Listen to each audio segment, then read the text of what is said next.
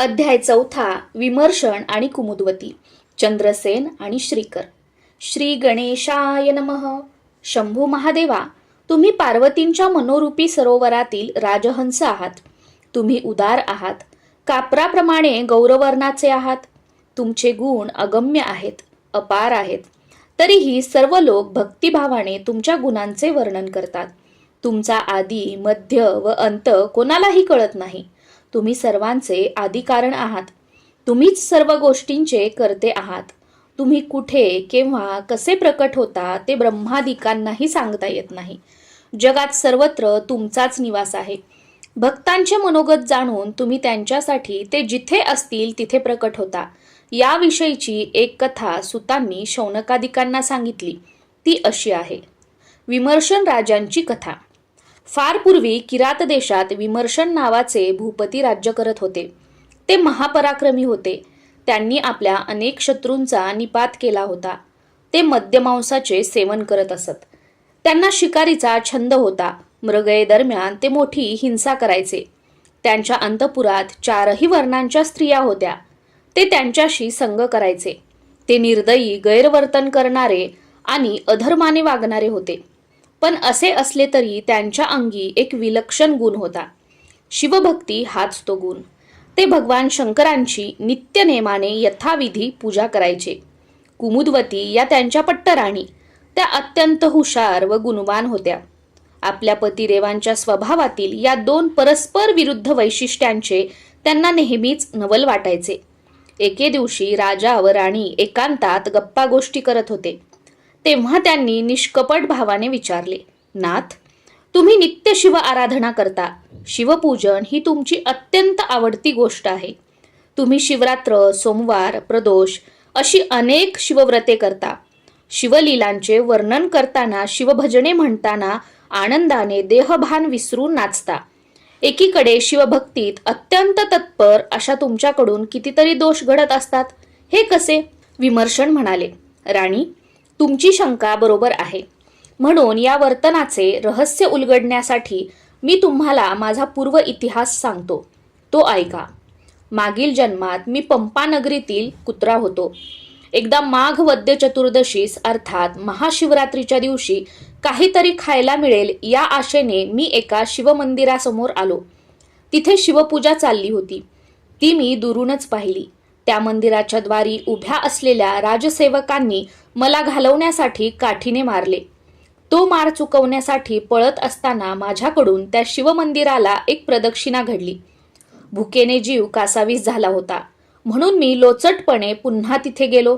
सेवकांनी मला पुन्हा हाकलले. मी पळालो आणि मंदिराला उजवीकडून वळसा घालून थोड्या वेळाने परत तिथे आलो. तेव्हा मला पाहून एका सेवकाला राग आला. त्याने मला बाण मारला. मी खाली पडून तडफडू लागलो. त्यावेळी शिवलिंगाकडे पाहता पाहताच मी प्राण सोडला. अशा प्रकारे माझ्याकडून त्या पर्वतिथीस उपोषण, शिवदर्शन, प्रदक्षिणा व प्राणार्पण घडले. त्या पुण्यकर्मामुळे मला राजाचा जन्म, आताचे हे राजवैभव व शिव उपासनेची गोडी या गोष्टींचा लाभ झाला. तथापि असे असले तरी पूर्वजन्मातील श्वानाच्या अंगी असलेले वाईट गुण अजूनही गेलेले नाहीत.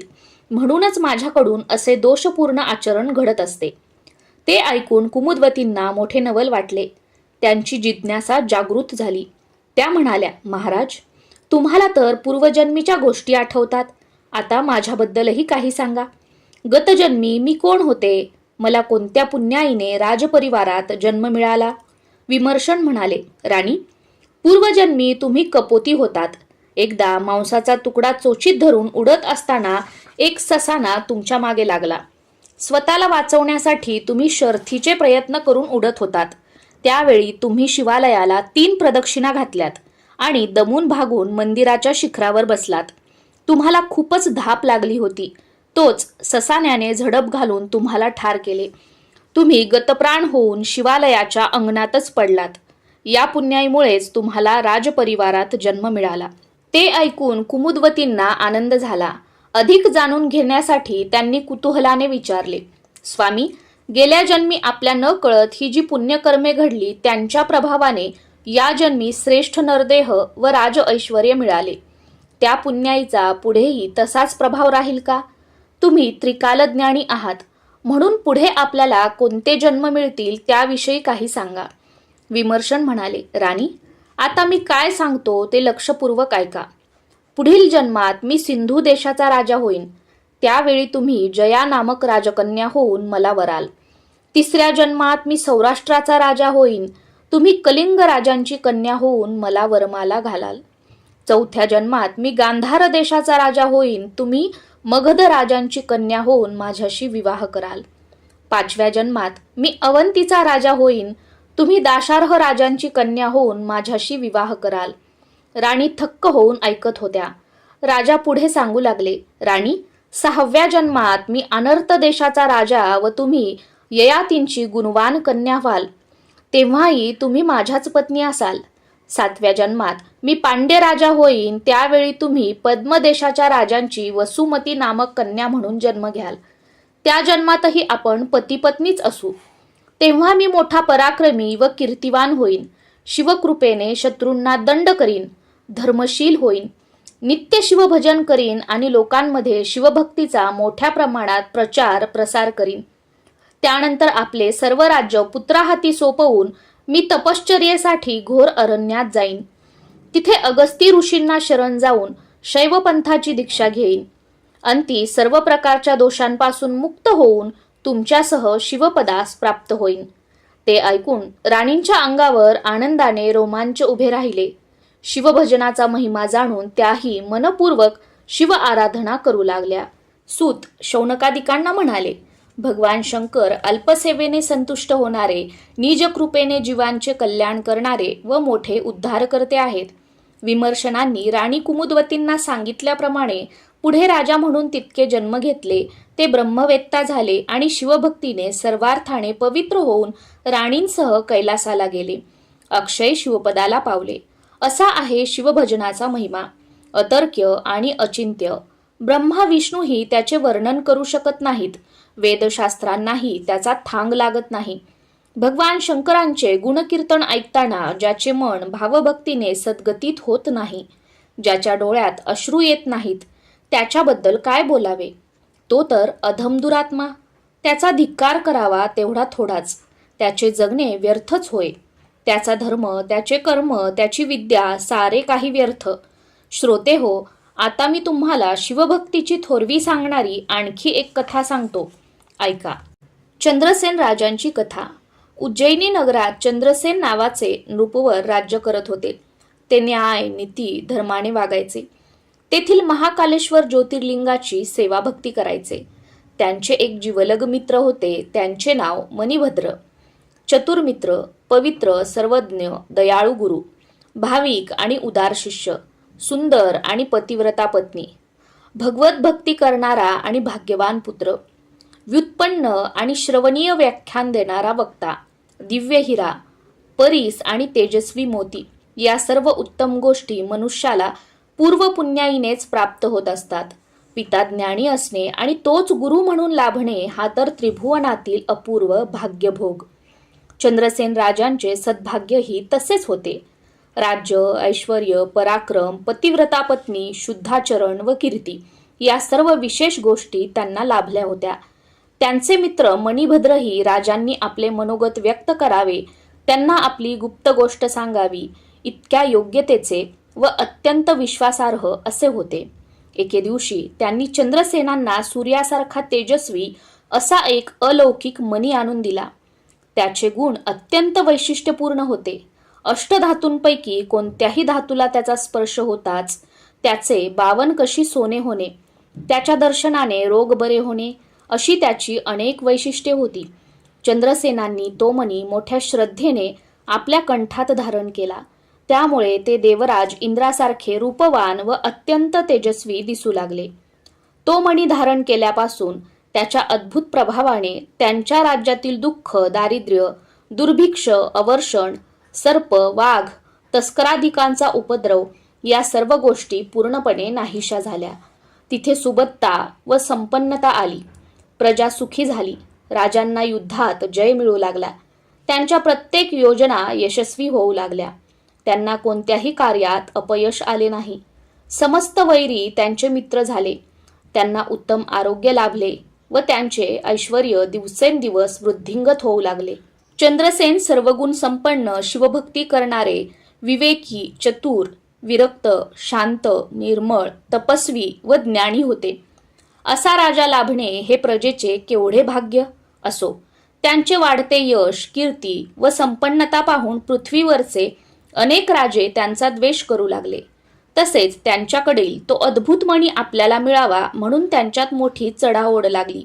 तो मणी त्यांनी आपल्याला द्यावा म्हणून अनेकांनी त्यांना धमकावले, पण काहीही उपयोग झाला नाही. चंद्रसेन बऱ्याच बोलाने ऐकणारे नव्हते. हे लक्षात आल्यावर पृथ्वीवरचे अनेक राजे एकत्र आले. त्यांनी प्रचंड सैन्यानिशी उज्जैनीवर चाल करून त्या नगरीला चहूकडून वेढले आणि दूतांकरवी त्या राजांना तुमच्याकडचा मणी सामंजस्याने आमच्या स्वाधीन करा, अन्यथा युद्धाला तयार व्हा असा संदेश पाठवला.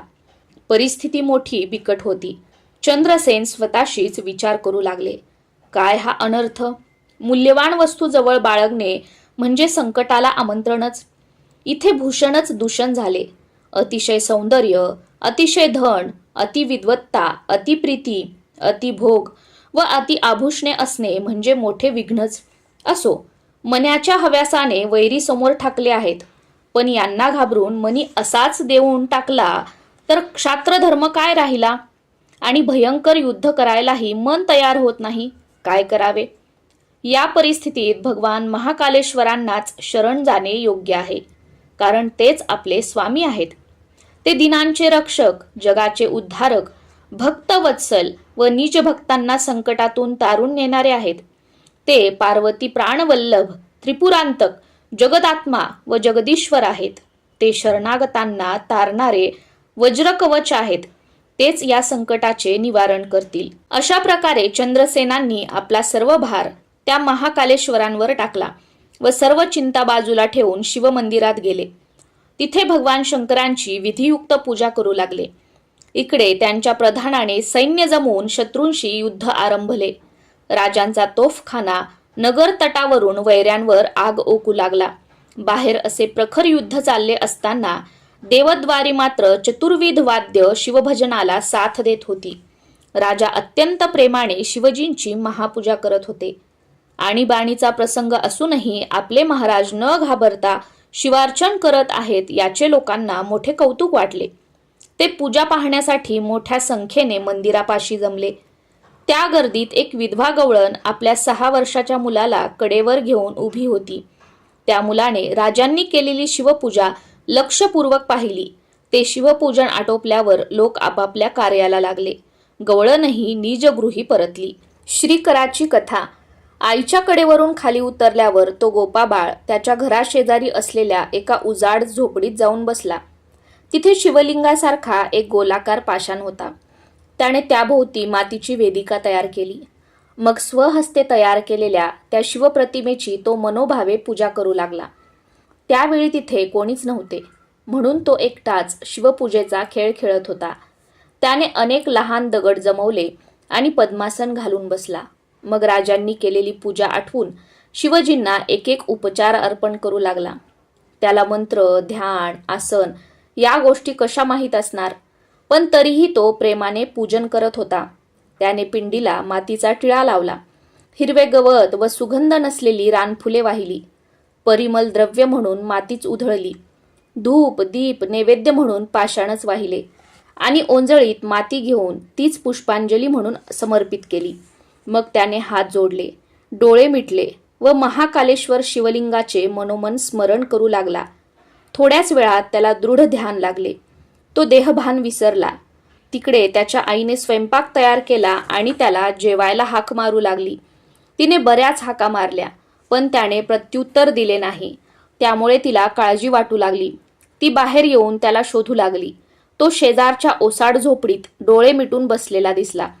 त्याला पाहून तिचा जीव भांड्यात पडला. ती म्हणाली, बाळा, तू इथे काय करतो आहेस? जेवायला चल. पण तेही त्याला ऐकू गेले नाही. तेव्हा ती रागावली. तिने पुढे जाऊन त्याने रचलेले दगडाचे लिंग व वेदिका उधळून टाकली आणि चल उठ, जेवायचे नाही का असे म्हणून त्याचा हात धरून त्याला उठवू लागली. तेव्हा तो भानावर आला. त्याने डोळे उघडून पाहिले त्यावेळी त्याने केलेली शिवपूजा उद्ध्वस्त झालेली पाहून त्याला मोठा धक्का बसला आणि वाईटही वाटले. शिव शिव, हे काय झाले असे म्हणून तो छाती पिटत आक्रोश करू लागला आणि आता मी प्राणत्यागच करतो असे म्हणत दुःखाने मूर्छा येऊन पडला. हे त्याचे भलते आचरण पाहून त्याच्या आईलाही संताप अनावर झाला. कार्ट्या, तुला उपाशी राहायचे तर राहा, तुझ्या मागे हिंडायला मला वेळ नाही असे म्हणून ती तरातरा निघून गेली आणि जेवण उरकून गवताच्या चटईवर पांघरून घेऊन झोपली. इकडे आपण केलेली पूजा भंगली म्हणून तो गोपबाळ हे शिवशंभो, हे महाकालेश्वरा असा विलाप करत रडत होता. तेव्हा त्या लहानग्या भक्ताचा मनोभाव पाहून लीला नाटकी कैलासनाथांनी तिथल्या तिथे एक अद्भुत चमत्कार केला. त्या गवताच्या पडक्या झोपडीच्या ठिकाणी रत्नखचित भव्य शिवमंदिर निर्माण केले. त्याचे खांब हिऱ्यांचे होते आणि कळसही नानाविध दिव्य रत्नांनी झळकत होता. त्याची चारही महाद्वारे रत्नमंडित व नक्षीदार होती. त्याच्या गाभाऱ्यात चंद्रापेक्षाही तेजस्वी असे मणिमय दिव्य लिंग होते. त्या मुलाने डोळे उघडले तेव्हा समोरचे दृश्य पाहून त्याला विश्वासच बसला नाही. आपण स्वप्नात आहोत की स्वर्गात त्याला काहीच कळेना.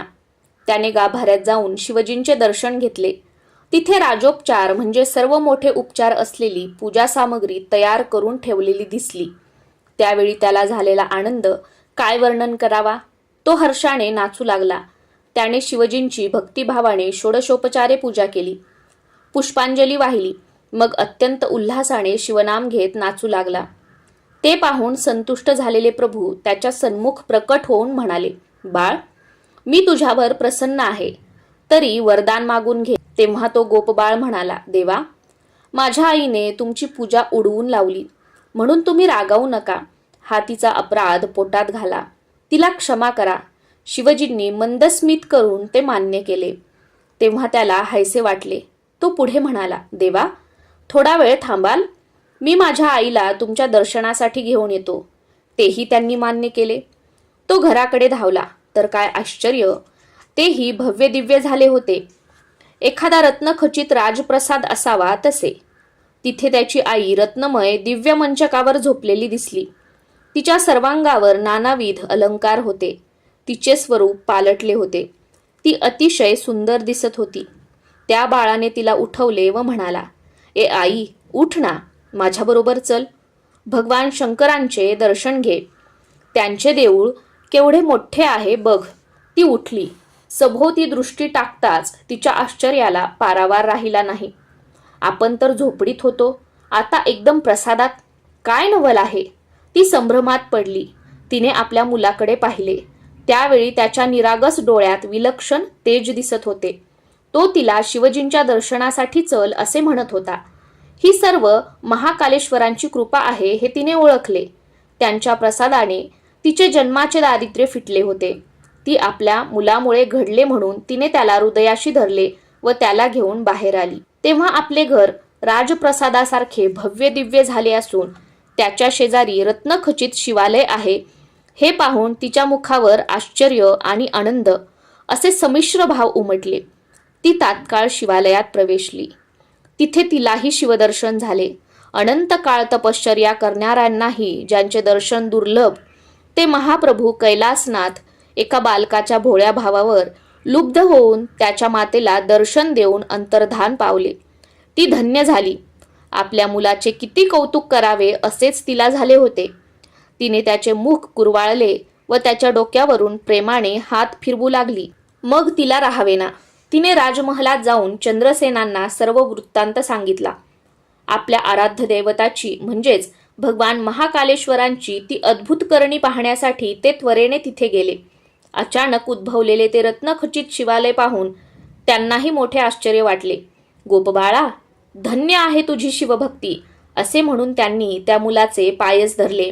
ही वार्ता अवंतीमध्ये वाऱ्यासारखी पसरली. तो चमत्कार पाहण्यासाठी लोकांच्या झुंडी लोटल्या. प्रत्येक जण त्या बाळाचे कौतुक करत होता. बाहेर वेढा घालून बसलेल्या शत्रुपक्षातही ही बातमी पसरली. मग काय विचारता, त्यांनाही चैन पडेना. आपला येण्याचा उद्देश, आपला द्वेष या सर्व गोष्टी बाजूला सारून त्या सर्व राजांनी चंद्रसेनांकडे निरोप पाठवला. अवंती नरेश, तुम्ही धन्य आहात. धन्य आहेत तुमचे प्रजाजन. तुमची शिवभक्ती खूप थोर आहे आणि ज्यांच्यावर भगवान शंकर प्रसन्न आहेत त्या तुमच्याशी वैरभावना धरण्यात आमचे अहितच आहे, हे आम्ही जाणतो. म्हणूनच आम्ही आमच्या दुर्वासना बाजूला ठेवून तुमच्या भेटीची इच्छा करत आहोत. आम्हाला त्या भक्तश्रेष्ठ बालकाचे दर्शन घ्यायचे आहे आणि शिवमहाप्रभूंचे अगाध लीला कर्तृत्व प्रत्यक्ष पाहायचे आहे. म्हणून कृपा करून आम्हाला अनुमती द्या. तो निरोप मिळताच चंद्रसेनांनी युद्धाला विराम दिला आणि प्रधानासमवेत नगराबाहेर येऊन सर्व राजांना प्रेमाने भेटले. त्यांना मिरवणुकीने सन्मानपूर्वक नगरीत घेऊन आले. अवंती म्हणजेच उज्जैनी 7 श्रेष्ठ नगरींमध्ये तिची गणना होते. तिची अद्भुत रचना पाहून त्या सर्वांना मोठे नवल वाटत होते. त्यांनी त्या दिव्य शिवालयापुढे लोटांगण घातले आणि त्याची अद्भुत कथा ऐकून आश्चर्य व्यक्त केले. त्यांनी गाभाऱ्यात जाऊन शिवलिंगाचे दर्शन घेतले. मग त्या लहानग्या गोप बाळाला वंदन करून म्हणाले, बाळ, भगवान शंकर प्रसन्न झाल्यावर काय घडू शकते हे आम्ही प्रत्यक्ष पाहत आहोत. गवताच्या झोपडीचे सुवर्ण सदन झालेले पाहत आहोत. शिवकृपेने शत्रूही मित्र होतील. सर्व प्रकारच्या सिद्धी घरी दासी होऊन राहतील. त्या इच्छित कामना पुरवतील. अंगणातले वृक्ष कल्पतरू होतील. मुका विद्वान पंडित होईल. पांगळा वाऱ्याच्या वेगाने धावेल. जन्मांधास दृष्टी मिळून तो रत्नपारखी होईल. मुका उत्तम वक्ता होईल. रंकाचा राव होऊन तो सार्वभौम सत्ताधीश होईल. चिंतामणीसारखे अनमोल रत्न सहज हाती येईल. त्रिभुवनात कीर्ती होईल. सर्व राजे वंदन करतील. खणावे तिथे गुप्त खनिजे सापडतील. फारसा अभ्यास नसला तरी वेदांचा अर्थ कळेल. सर्व प्रकारची कौशल्ये प्राप्त होतील. हे गोपबाळा, ते उमारमन तुझ्यावर प्रसन्न झाले. त्यांनी तुला दर्शन दिले म्हणून तू धन्य आहेस.